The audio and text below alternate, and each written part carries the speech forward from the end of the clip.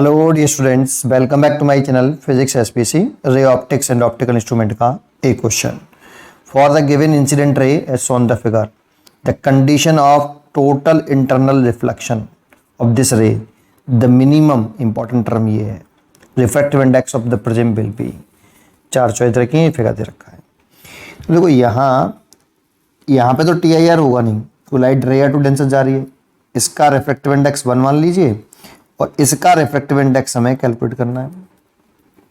इधर तो surrounding medium air consider कर सकते हैं, तो लाइट रेयर टू डेंसर आएगी तो टी आई आर नहीं होता है, लाइट डेंसर टू रेयर जाएगी तब टी आई आर होता है। तो इस जगह पे टी आई आर होगा बेटा। तो जब ये टी आई आर हो इस जगह पर, तब इस टी आई आर होने के लिए इसकी मिनिमम रिफ्रैक्टिव इंडेक्स की वैल्यू हमसे पूछी है। तो एक बात बताओ, टी आई आर की कंडीशन क्या है? Condition of T I R, तो दो कंडीशन होती हैं। एक तो लाइट डेंसर टू रेयर चले, डेंसर टू रेयर मीडियम चले, एक कंडीशन, और दूसरा incidence angle is greater than critical angle. तो देखो इस जगह पर अगर मैं इंसिडेंस एंगल थीटा मान लूं तो मैं यहां लिख लूं कि इस वाले पॉइंट भी तो टी आई आर होगा, तो theta is greater than critical angle. और जस्ट टी आई आर होने के लिए अगर थीटा की वैल्यू सी के बराबर हो तब भी हम ये कह सकते हैं कि थीटा की वैल्यू अगर सी से थोड़ी सी बड़ी हो तो टी आई आर हो जाएगा। तो मिनिमम वैल्यू के लिए हम इक्वल भी मान सकते हैं, मिनिमम वैल्यू के लिए मान सकते हैं बट ठीक है। तो अच्छा, और समझ में आ जाएगा। अभी चलो इतना लिख लेते हैं। अब देखो ये रिफ्रैक्शन एंगल कंसीडर कर ले हम आर, और इस जगह पर एक बना लेते हैं हम इस तरह से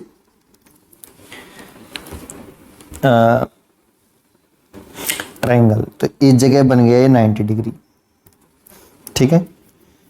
तो एक बताओ, यहाँ तीनों में रिलेशन निकालें तो theta plus 90 plus R equal to कितना? 180। यहाँ से थीटा निकालें तो 90 माइनस आर, यहाँ रख लें आप 90 minus r greater than equal to c. अब इसमें साइन लगा लें दोनों तरफ, sine 90 minus r greater than equal to sine c. तो इसे ले सकते हैं हम cos r greater than equal to ये साइन सी। यहाँ तक समझ में आया? ठीक है। अब जरा सुने और आगे, क्या इस आर को कैलकुलेट कर सकते हैं? तो निकाल सकते हैं इस वाले पॉइंट पे स्नेल्स लगा के, क्योंकि हमें कॉस आर की वैल्यू चाहिए।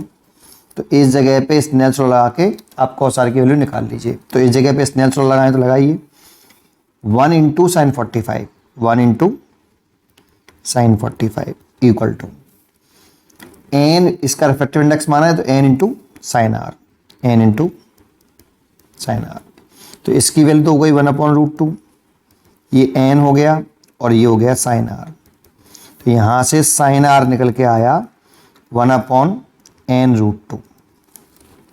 लेकिन निकालना कॉस आर है, तो कॉस आर के लिए एक बात बताइए आप, cos r equal to root के अंदर 1 माइनस के साइन स्क्वायर सी नहीं लिख सकते? लिख सकते हैं, तो लिख दीजिए बेटा यहाँ पे रूट के अंदर 1 minus sine square, sorry C कह रहा है आर लिख सकते हैं। ये कहाँ से आया समझ में आता है? आपने एक फॉर्मूला पढ़ा हुआ, ये तो sine square r plus cos square r की वैल्यू 1। तो यहाँ से आप कॉस स्क्वायर आर लिखोगे तो 1 माइनस के साइन स्क्वायर आर, और कॉस आर निकालोगे तो ये आ जाएगा बेटा। यहाँ रख दें ग्रेटर देन इक्वल टू। अच्छा, साइन सी का फॉर्मूला क्या होता है? क्रिटिकल एंगल का फॉर्मूला हमेशा याद रखिए। साइन सी जो होता है ये क्रिटिकल एंगल के लिए फॉर्मूला होता है NR/ND। NR का मतलब refractive index of rare medium,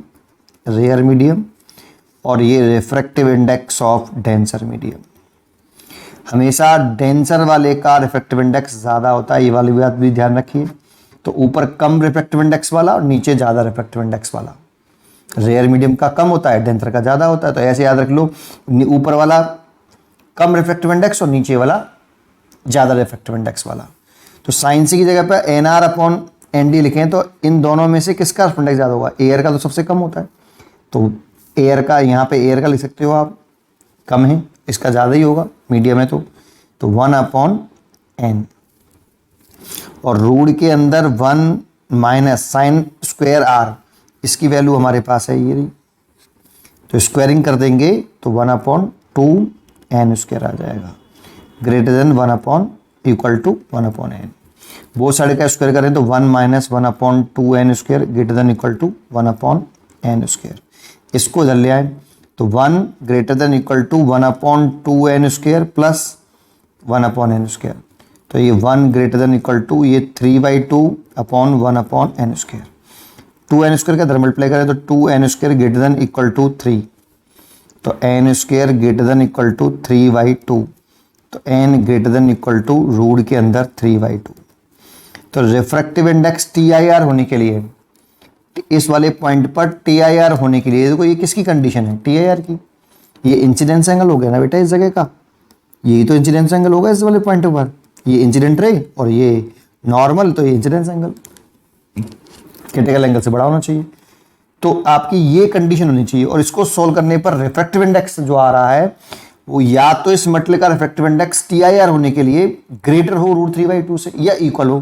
तो n की मिनिमम वैल्यू कम से कम कितनी हो जिससे TIR हो जाए, मिनिमम वैल्यू तो कम से कम √3/2 तो हो ही हो। इससे ज्यादा हो या बराबर हो तो TIR होगा, इससे कम होगा फिर TIR नहीं होगा। इसीलिए इसका आंसर होना चाहिए C। मिनिमम वैल्यू पूछा था। पढ़ते रहिए और खुश रहिए।